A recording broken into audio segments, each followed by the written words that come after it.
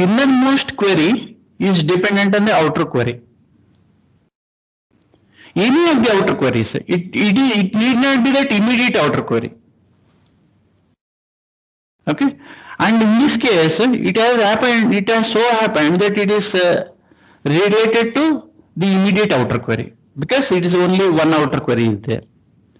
And then what is it that we are trying to do is that in the where class some testing has to be done. This will essentially look at this exist predicate for the first time we are being introduced. We will see what is the explanation of that one. But where is the dependency? That we also will look at it.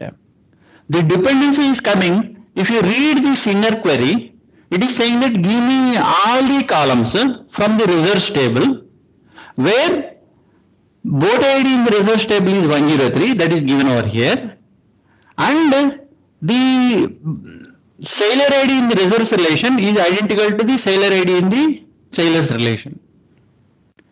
Now you look at is that for the first time, if you only look at this innermost query, R1 is known because R1 is just an alias of the table reserves. BID is a column of the reserves table, so it is resolved. 103 is a constant, it is also resolved. R1 already resolved and SID is also there is a column of reserves relation.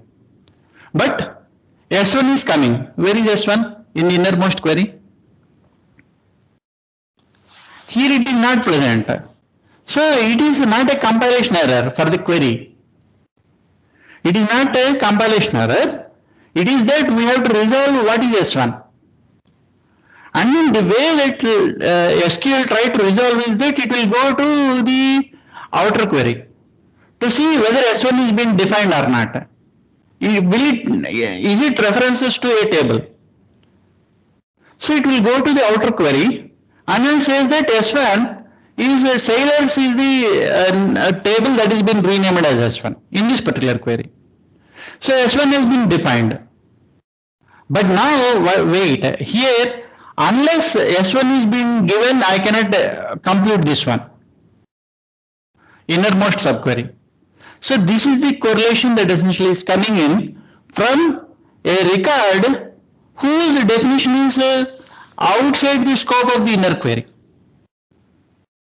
Okay, so this evaluation will result in a non-static query inside the innermost query. This query is not a static query as you have seen over here in this particular case.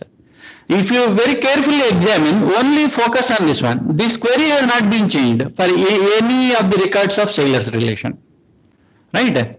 For all these records, for all these rows, this query has been constant. But for nested queries, it is not the case. See, correlated nested queries, it is not the case. We'll look at that one, that example. We'll take first record of sailors, as in the case of nested query, and we'll ask this question that before asking this question, what is the query in the innermost nested subquery, innermost query? S1 has to be resolved.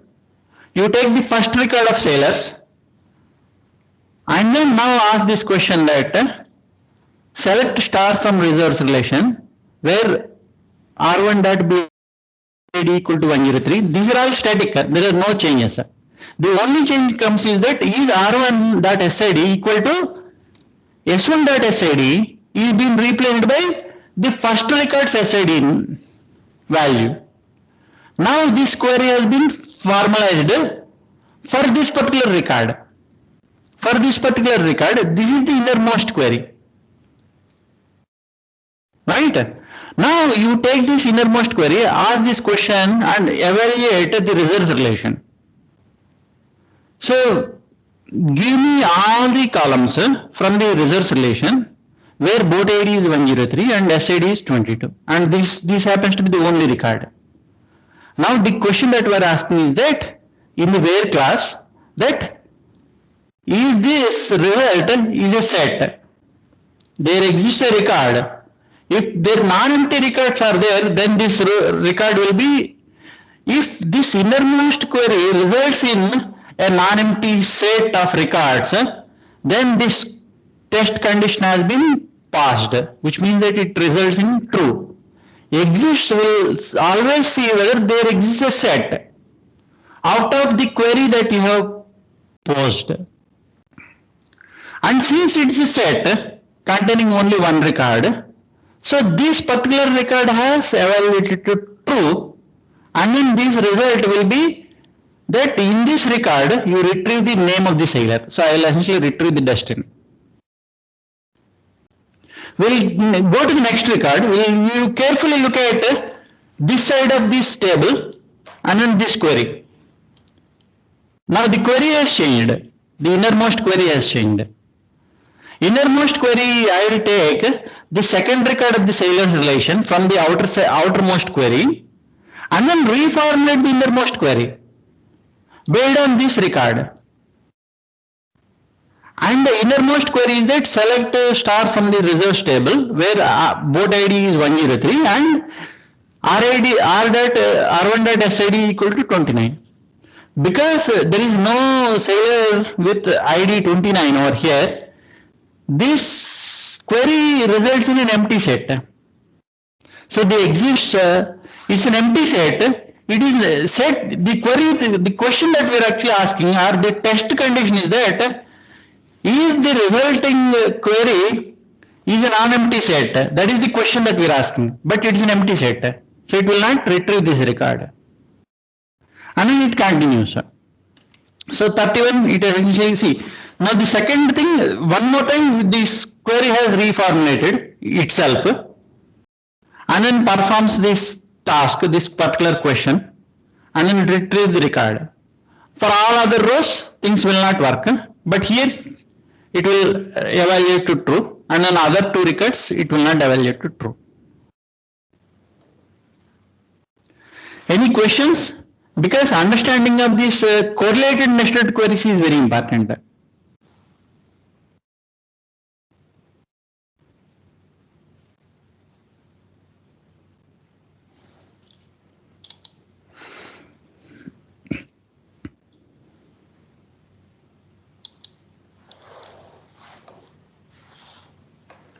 Okay, if there are no questions, then we will go ahead. See that how to build upon the correlated nested queries. Simple examples, whatever that we can do with joins, we can do with nested queries or correlated nested queries. That is what is the intent over here.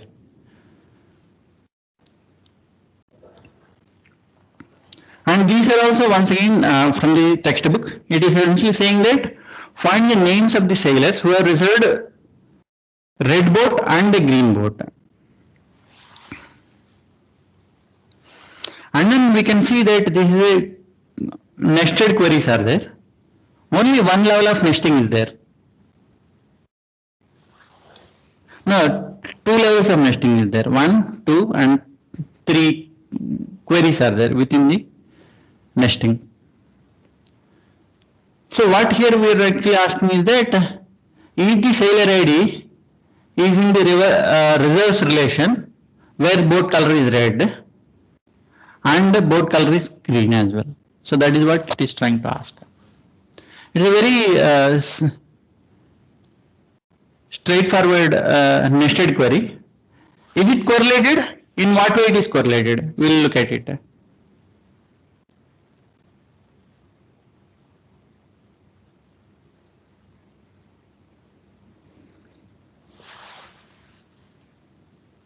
It is correlated because the SID has to be resolved over here.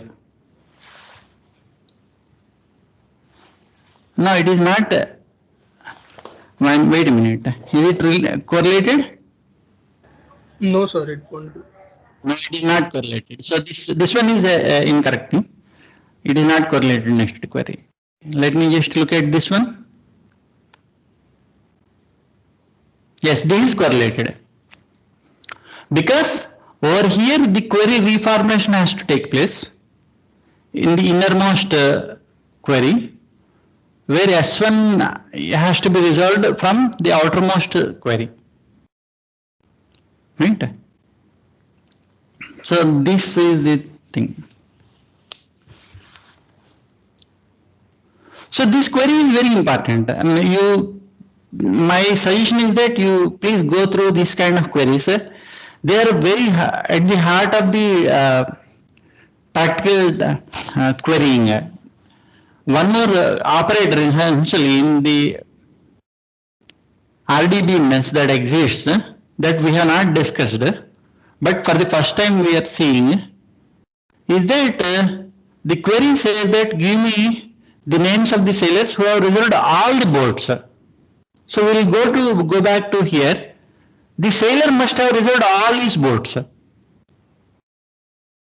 Now we'll ask this question. Is 22 has reserved all the boats?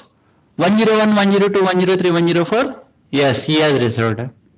Is 31 reserved? Has 31 reserved all the boats? Except 101, he has reserved the rest of the boats. So he will not be part of the query result set. See, so is the case with 64, so is the case with 74. So the answer for that one is that only 22 will be the part of the output. And where this will come is that now if in our university example, database example, because you have been extensively playing with the university databases, even in the labs, the question that is of utmost importance is that if you ask this question that if I wanted to give degree to a particular BTech student, the dean will be concerned whether the student has credited and passed all the core courses. See, now you pay attention to all the core courses. Now, the other thing that he or she has to test is that whether the student has completed all the elective courses. So which means that whether the student has completed the course requirement is a higher level query. One more down the line, we will be asking that whether the student has created all the core courses and then passed them. And that all the core courses essentially is available in the commercial databases as well as SQL standards as a division operator. Since MySQL does not have a division operator, you will essentially kind of write this query in terms of this particular thing. You will be able to understand what it is essentially kind of doing it when you spend some time over here on this query. Right? Versus you also can look at this Raghuram Krishnan textbook. By looking at this division operator, the meaning is this one, same meaning is there. I mean, it will retain the same meaning that whether a sailor has reserved all the boats, that is what is the thing. And you can also ask this variants of the question, whether a sailor has reserved all the red boats, whether sailor has reserved all the interlake boats named interlake, right? Likewise, you can kind of vary these queries. So now we can get back to this one. So any questions so far here?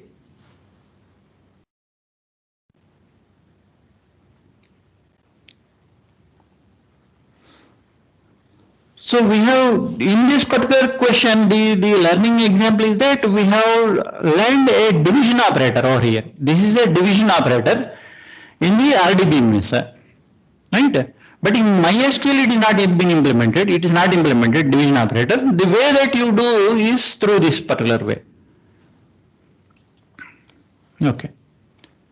So now, there are these things will only kind of variants will keep coming in. And in this particular example, we are seeing that how a query can be formulated in multiple ways. By now you all must have been understanding that one query can be written in multiple ways. So you can use as a cross product the same query, whatever that we are written as a correlated query, uncorrelated query, or through join or through cross product. So these are the things. Here we are actually doing through cross join. Here we are doing through join. Here we are asking through once again through join, and here through once again through a correlated query. So one query, same query, is formulated as four variants, and they all are same, and they will give you same result, identical result. Fine. So same is the other variants are there. I'll just kind of because I am skipping this one because you already have done rigorous, more complex queries in your assignment. Even though it's not a very complex query, in terms of the data that you have to handle, from that perspective, I am saying that it is much more rigorous, right? Here we are not looking at any data; it's only just queries. Any questions, or should I have to go through these queries? Sir, could you tell the difference between on and where? Like when do we use on and when do we use where? Oh, on is a particular keyword that will specify which columns you have to perform the join operation. Okay, sir, got it. It is specifically meant for using with join operations and selecting the columns which we need to. Exactly. Okay, sir, got it, sir. Thank you, sir. Any other question? Okay. So if there are no questions, I just wanted to ask you that should I go through each of these queries, Q1 to Q10?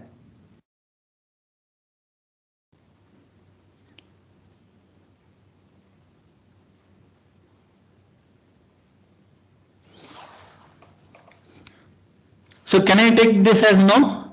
I can skip?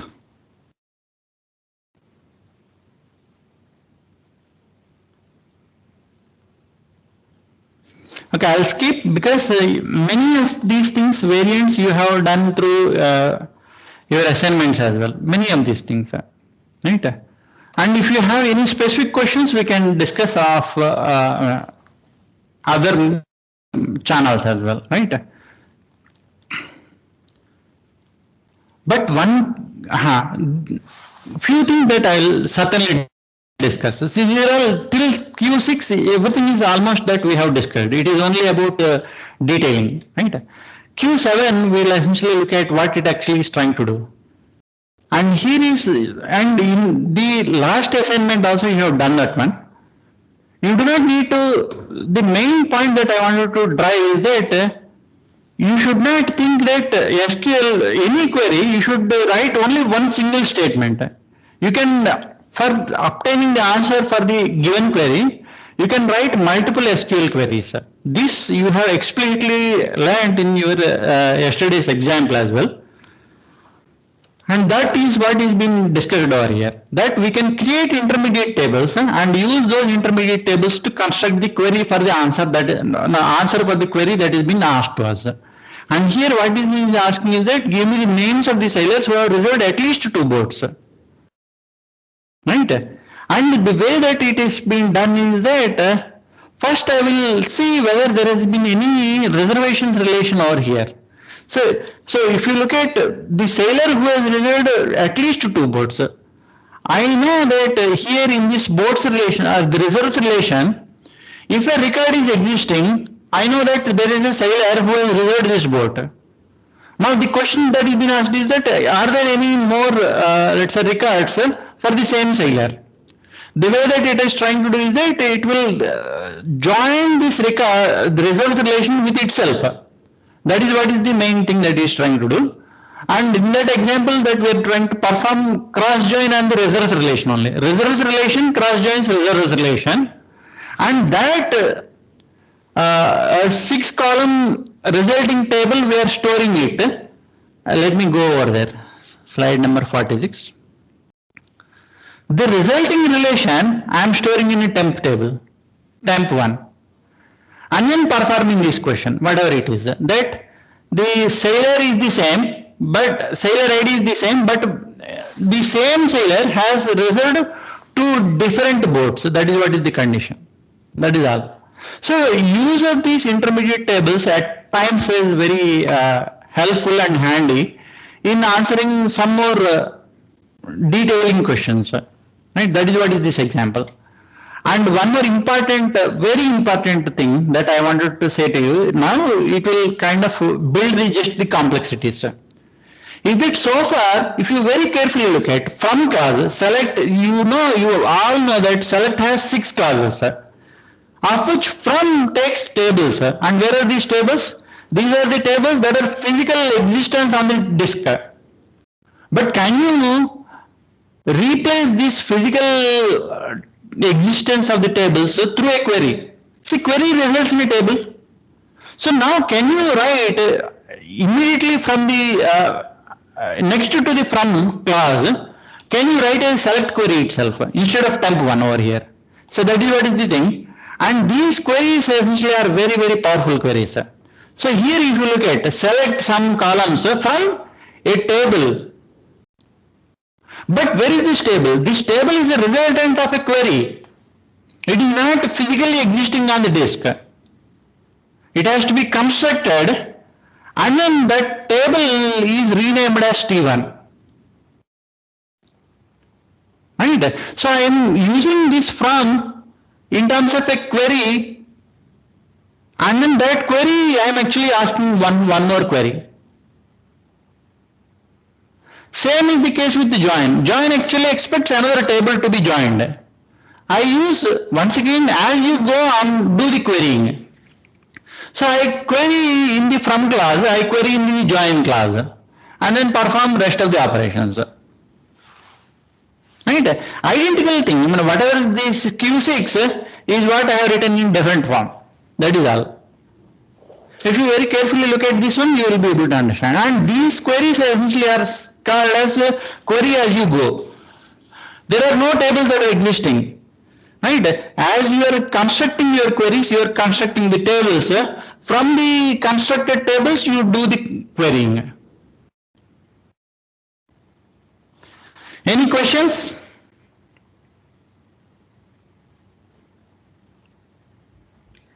Excuse me, sir. Yes. Sir, in that query, we used only one table to make join. Here? In the previous example. Yes. Yes, sir. In that we are using only temp1 and we are joining temp1 again. Temp itself. I'm able to understand how is it working. Oh, same. So you don't think it is the same table. You always think that it is two different tables. You copy the same table twice and then perform the join.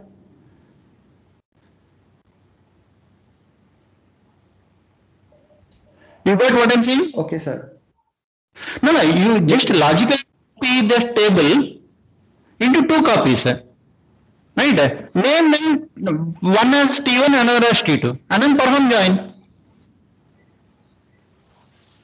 Okay. So this will create a copy of this table. Logically, yes, but not implementation wise. Okay, sir, got it. Right? See, the way SQL does, see, it has to finally execute. Right? SQL must execute your query. The way it executes is different from the way you logically think. But the answer will be same. We may think that, okay, I will copy temp1 once again into temp2. I will rename T1 and T2 and then perform the join. These things SQL will not do. It will play with the same table and then it does lot of optimizations and then performs the output. Okay? And identical example Q7 is through this one, this example, 47 slide, where I am replacing temp1 as a result of the construction of this query. See, what is this query? Here, this query is nothing but temp1 in your this query. So instead of saying create table temp1, I am pushing that create table temp1 over here. Right? And instead of saying create temp1, I am saying that this resulting table I am renaming as T1. And this is where the power of renaming essentially is coming in. You are renaming the columns, you are renaming the tables, you are renaming the queries, many things you are renaming. Right? And then once again using them inside the queries. So the takeaway point is that tables need not physically exist. You can keep querying as you go along. Right? Having discussed these many advanced queries, we are in a position to take on this intersection operation, because if you remember in one of our discussions, one student pointed out that, sir, in predicate will not actually give us the actual intersection because of the presence of the duplicates. One student asked, and then I said that, well, that is correct, and then we will discuss the solution for that intersection when we talk about many other operations and then the many other constructs. The main operation essentially means that at that point in time we have not learned join operation. We also have not learned query as we go along, this particular thing. Now we are in a position to kind of exactly understand how to construct this intersection query, and then we discuss that in the next class, right? So that is very straightforward, and you do not even need to it will not become a surprise. That's exactly what I want to say, right? Once you understand these constructs, you will see that these are all but natural, right? So this thing I will actually stop over here. There are, as I told you, intersection method, there are multiple methods, not one single method that is available to perform the intersection. We will look at all the methods, and then we will go to advanced SQL constructs from the next class. Any questions? Sir, in intermediate step, the table that are created, they are not stored physically. So how we can perform some operation on something that is not existing physically? Oh, here what is it that you are trying to do? See here, so let me just explain you. See, this query is creating a table with columns SID, SNAME and BID.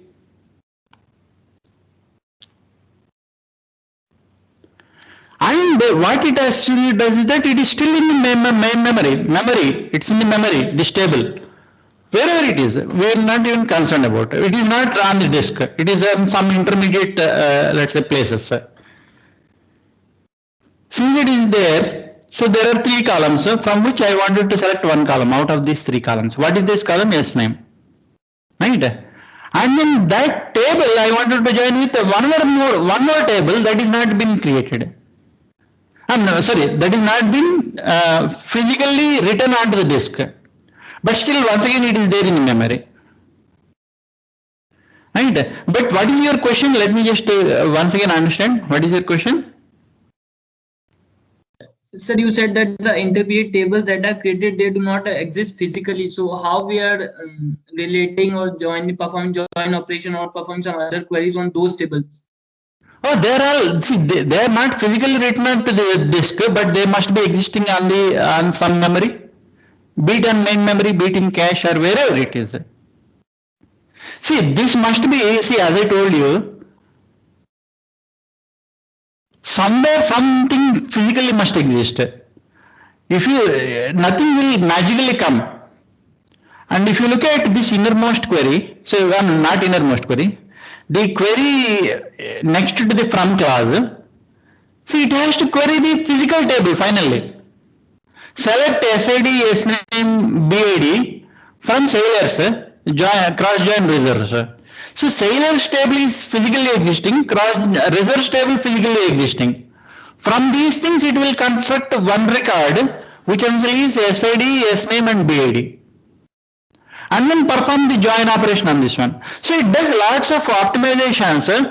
It will still perform the cross-join on physically existing tables. And then it will obtain one record, and that record it will perform the join operation on the another query that you are posing. Right? It will keep constructing the records, accumulating the information that it has, and then perform the join, because these are not dependent on each other. Even if there are dependencies, it knows how to essentially do the optimization. Right? But To understand this query, you think that this is the table that you will be constructing and store it, but the storing you only use for rough work, and then once this computation is completed, you scrap that rough work.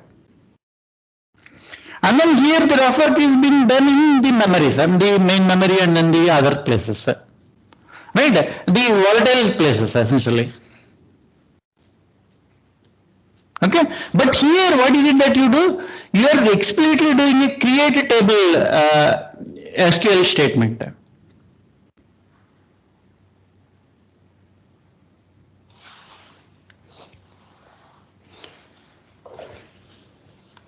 Okay. Any other question? Excuse me, sir. Just one thing about the quizzes. Sorry if I may be repeating a few things, but I'm the branch representative of CSE, and a lot of people in our branch, especially, had concerns over the displaying of the answers before the submission time ends.